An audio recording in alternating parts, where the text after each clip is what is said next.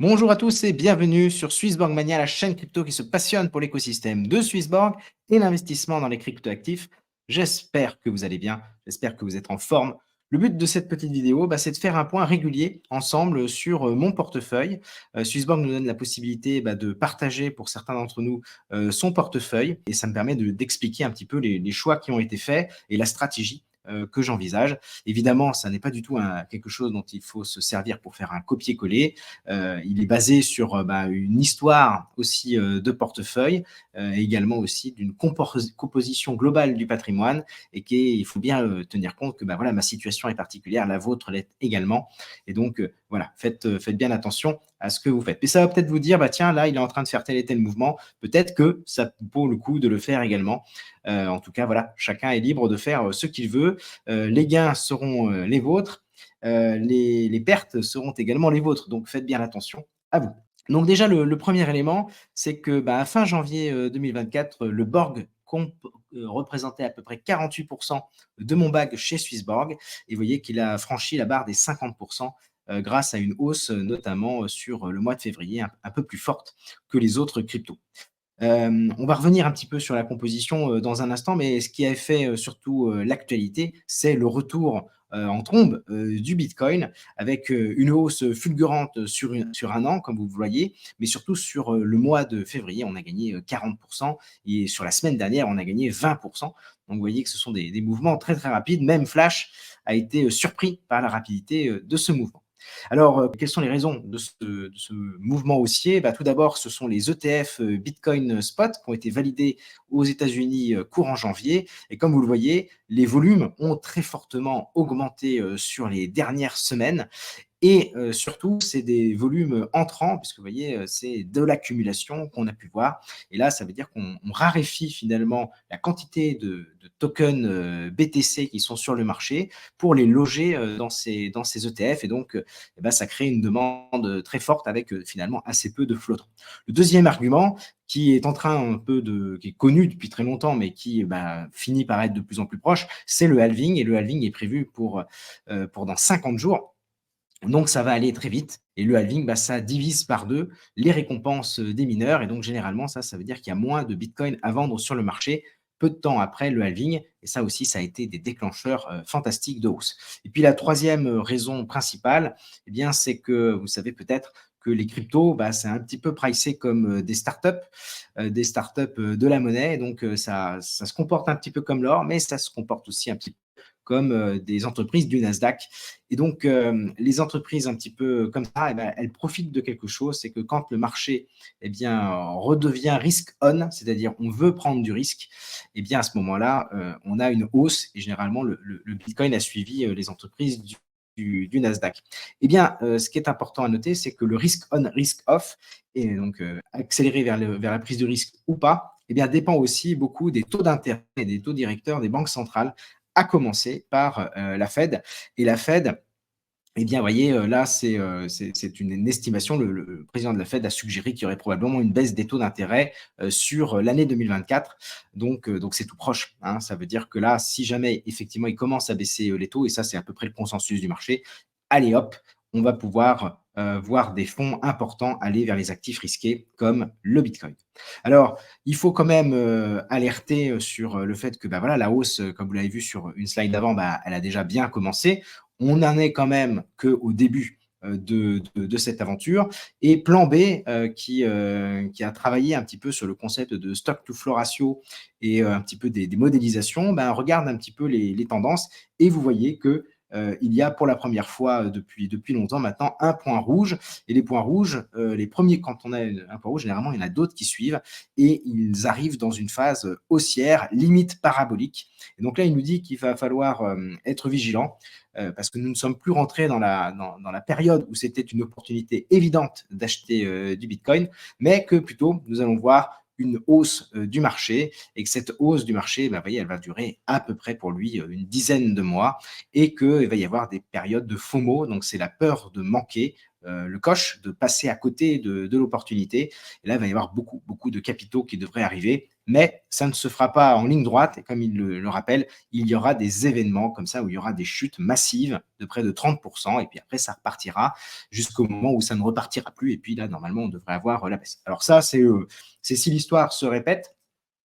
Gardez en tête aussi qu'il y a toujours une narrative, un petit bruit comme ça de couloir, qu'à un moment donné, eh bien, nous n'aurons plus une répétition du cycle, mais nous partirons dans une hyper bitcoinisation.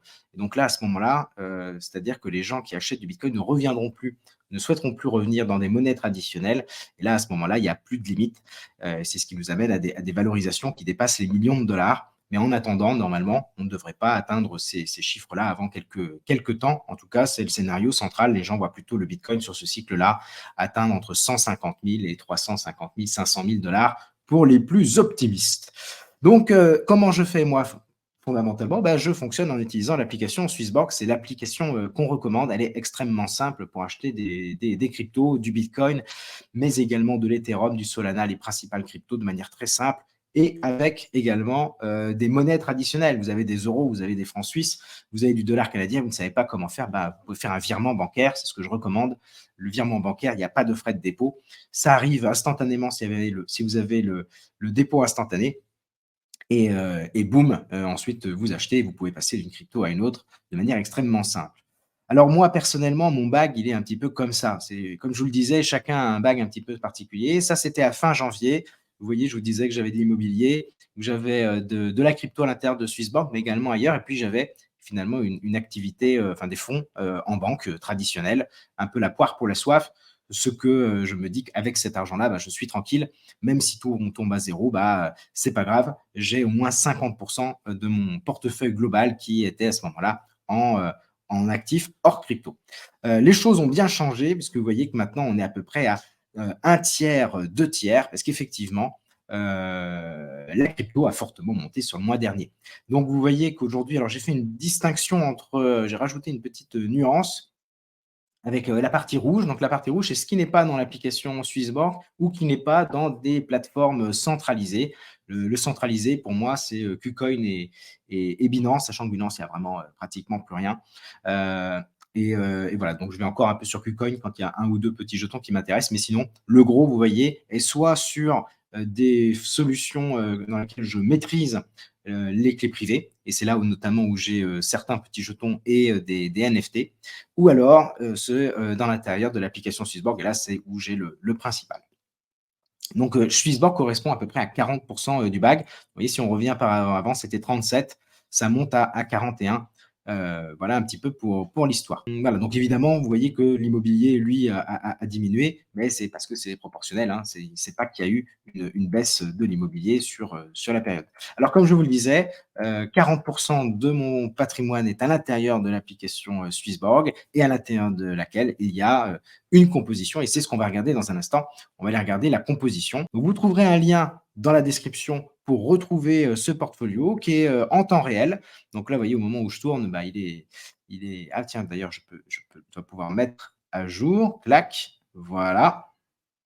Voilà, voilà. Donc là, on est le 1er mars, 19h54, et on est parti. Alors, ce qu'on peut voir? Voilà, donc là, ça fluctue, hein. Maintenant, on est à peu près à 49,7% qui sont en token Borg. Je continue une petite accumulation de tokens, mais il faut vraiment noter que par rapport à la taille du bag, c'est anecdotique. À côté de ça, j'ai toujours la même stratégie d'avoir des lignes Ethereum, Bitcoin, Solana et d'une manière générale les blockchains qui sont un petit peu costauds, qui représentent mine de rien une trentaine de pourcents du bag. Hein. 11, 22, 22, 22 et 7, voilà, ça fait 30%. Et puis après, le reste va être une grande suite de tokens. Alors, j'ai une gaming thématique que j'ai prise, que je n'avais pas le mois dernier. Hein, c'est quelque chose de nouveau. Et je l'avais dit, pour pouvoir reprendre cette ligne-là, j'ai vendu du Immutable, j'ai vendu du Vium, j'ai vendu des jetons BIM aussi. Et puis quelques-uns sur lesquels j'avais fait une petite performance. Je crois que j'ai vendu un petit peu aussi sur lequel j'avais gagné. Hop, hop, hop, hop, hop. Je ne sais plus. Je ne sais plus lequel. Ouais, j'ai vendu un peu de Uni aussi. ce qui explique qu'il a peut-être un petit peu baissé. Voilà, donc généralement, quand j'ai des jetons qui performent bien, et ben, je me mets un petit peu à les vendre pour partir sur autre chose. Alors, je ne fais jamais en totalité. Ça aussi, c'est important parce que je me suis mordu les doigts plus d'une fois à vendre un jeton totalement et puis derrière, il explose. Et donc là, je me suis dit, maintenant, plus jamais, j'en garde au moins 10 à 15% de la ligne quand j'ai fait des gains. Et le reste, je le répartis sur d'autres choses. Donc voilà, vous voyez, il y a plein de petites lignes. Alors certaines, vraiment, il n'y a vraiment pas beaucoup d'argent hein, quand on est inférieur à 1%. C'est vraiment juste pour noter. J'ai des euros ici. Clairement, c'est vraiment un compte tampon. Je dépose les euros quand je veux faire un investissement en plus et derrière, je le réemploie assez rapidement. Comme vous le voyez aussi, j'ai une ligne USDC ici, mais en fait, elle est assez peu chargée et ce qui est dessus ne représente pas en fait, parce qu'un jour, vous allez peut-être voir, ah bah tiens, il a une grosse ligne USDC, peut-être que ça sera du stablecoin, mais pour l'instant, en fait, c'est surtout les alphas, les opportunités alpha de Swissborg, puisqu'on peut, ainsi déposer investir dans des petits projets qui peuvent faire x5, x10, voilà, on espère des beaux multiples. Et du coup, en fait, ils sont investis en stable et pour l'instant, sur ce tableau, ça reste en stable. Voilà pour la petite histoire. Donc voilà ce que je voulais un petit peu partager. Alors, on va regarder un petit peu toujours la stratégie, une fois qu'on a vu quelle était la composition, quelle est la suite. Alors, on est toujours un petit peu dans cette idée qu'il va y avoir effectivement ce bull run, que les choses vont monter, qu'il va y avoir un beau multiple global du marché, mais le multiple global du marché, il va se faire, il ne va pas se faire sur tous les jetons en même temps, de la même façon. Donc, en fait, il y a une histoire de cyclicité avec une espèce de cascade. Hein. Donc, ça, c'est un schéma qui est assez souvent répandu. Vous avez tout d'abord Bitcoin qui monte et on le voit avec une dominance du Bitcoin qui peut atteindre 50-60%. Puis ensuite, les OG, ceux qui sont là depuis longtemps, bah, commencent à diversifier leur position dans Bitcoin vers d'autres choses. Et généralement, c'est Ethereum, Solana, ça peut être Avalanche, ça peut être voilà, des grosses blockchains. Et c'est pour ça que j'ai 30% aujourd'hui dans Bitcoin, Ethereum, Solana, et la base blockchain, tout ça fait un petit lot là-dedans. Donc, je joue clairement cette narrative-là. Et ensuite, j'ai les large caps. C'est là où on retrouve du AV, on retrouve du Uniswap. Bon, on en a quelques-uns comme ça, sur lesquels c'est des grosses capitalisations. Alors, il y a du Maker aussi, mais là, je ne l'ai pas chez Swissbank, le Maker. Donc voilà, il y a un petit chose comme ça. Et puis après, il y a les petits. Et moi, en fait, la composition de mon bag, compte tenu de mes convictions fortes, elles sont quand même beaucoup sur des petits jetons comme le jeton Borg, qui lui, normalement, devrait profiter plutôt à la fin du cycle. Mais là, quand il va en profiter, ça devrait être violent. Donc voilà un petit peu le schéma qu'on avait vu la dernière fois. Donc il n'y a pas de nouveauté particulière. Vous voyez qu'en fait, plus on va aller sur des petits, ça c'est le point clé, plus vous allez sur des petits, plus vous avez un potentiel de hausse qui est très fort, mais vous avez aussi un risque qui est plus élevé. Et donc, il va falloir organiser un petit peu son bag dans ce sens-là. Et moi, j'avoue, le mien, il est un petit peu en haut en termes de prise de risque et j'en suis conscient. Alors, le plan de sortie, pour l'instant, il n'y a pas eu de grands changements. Pour l'instant, accumulation. Hein, je continue à accumuler un petit peu et surtout à diversifier les profits que j'ai fait, comme je vous ai dit, hein, j'ai sorti 2-3 jetons pour aller vers des produits. Alors, je vais dans les thématiques que lance Swissborg et je vais dans les alphas. Voilà. C'est les deux grandes choses que je fais. Et ensuite, quand on sera sur la période de hausse, et ben là, je vais réorganiser et aller plutôt sur des actifs plus prudents. Je pense à la golden thématique, mais je pense aussi à des stablecoins. Alors, ça dépendra. Là, il y a des discussions en France notamment sur l'idée que revenir en stablecoin, peut-être que bientôt, ça sera taxé. Donc, à ce moment-là, je resterai purement en golden thématique. Puisque je ne veux pas revenir, j'aimerais reporter le plus tard possible la taxation et rester dans un environnement pur crypto. Parce que tant qu'on reste dans la pure crypto, pour l'instant en France, il n'y a pas de fait générateur d'impôts. Donc voilà, alors voilà ce que je vous disais, hein, j'irai golden thématique et vers ces stablecoins. Alors je le ferai de manière auto-invest, donc c'est-à-dire que je mets en place la démarche et puis après ça se fait tout le long de la hausse sans action de ma part. C'est vraiment pratique de faire ce qu'on appelle un DCA en sortie. Alors, comment je vais pratiquer? Alors, j'ai, ici la courbe du Borg. Vous voyez que, nous avons eu un plus haut historique par le passé à 1,50 $. Nous avons un cours actuel à 27 centimes de dollar, je parle toujours en dollars, et ce que j'ai fait, c'est que j'ai tracé une ligne. Alors, j'ai pas cherché la moitié, hein, j'ai regardé un endroit là où il y avait pas mal de fluctuations, et je me dis que c'est un niveau qui sera a priori facilement atteignable. Je veux trouver un niveau facilement atteignable parce que je ne vais pas vendre une grosse partie, je vais commencer à vendre. Donc, c'est pour ça que je ne me fixe pas l'ATH ou 2 fois l'ATH ou 3 fois l'ATH, parce que je ne veux pas reproduire l'erreur du passé. Je veux atteindre un niveau atteignable et sortir progressivement. Et donc là, pour l'instant, je m'orienterai vers la golden thématique, comme je vous l'ai dit. L'idée étant aussi que quand je rentre dans la golden thématique, je reste exposé aux cryptos pendant toute la phase de hausse. Et puis quand on arrivera peut-être sur le haut du panier, Swissborg, de son propre chef, suite à l'analyse qu'ils font du marché, va commencer à sécuriser la ligne golden thématique et davantage prendre de l'or plutôt que du Bitcoin. Là, en ce moment, quand je rentre sur la golden thématique, j'ai à peu près 70% de Bitcoin et 30% d'or. L'idée, c'est de sortir le plus possible du système fiat qui malheureusement a une inflation et perd de la valeur au fil du temps. Donc, ça va être de sortir, pour l'instant, je suis sur le chiffre de 1% par semaine de ma position sur le Borg. Ce qui fait que si jamais ça durait 6 mois, eh bien voilà, je sortirai à peu près 24%. J'ai fait des petits calculs pour vous. Donc, on va partir. J'ai choisi de prendre un chiffre qui est fictif, d'accord? Ce n'est pas vraiment la position que j'ai sur le Borg, mais ça permet à chacun, bah, voilà, de se dire, bah, tiens, si j'en ai 10% ou 2 fois, 3 fois, 4 fois cette somme-là, eh ben, ça vous permet de vous dire bah, combien ça ferait dans la logique. 100 000 Borg, là, en fait, finalement, la dernière fois qu'on s'était vu, le cours était à peu près à 17 centimes, donc ça faisait 17 000 dollars, 100 000 Borg. Et là, maintenant, avec la hausse qu'on a eue, bah, ça fait 28 000 dollars. Donc, vous voyez, les choses fluctuent dans ce sens-là. Donc, si jamais à 70 centimes de dollars, le moment où je sortirai, eh bien, ça fera à peu près 70 000 dollars la ligne. Et donc, en sortant 1% par semaine, ça représentera une sortie en cash-out de 700 dollars. Voilà. Vous multipliez par 4 et vous avez la valeur mensuelle que cela peut sortir. Alors, évidemment, ça implique que j'ai de moins en moins de jetons. Hein. Voilà, je vends des jetons, donc mon bag, il va plus être à 100 000. À bout d'une semaine, il sera à 99 000 et puis après, il sera à 98, 97, 96, ainsi de suite.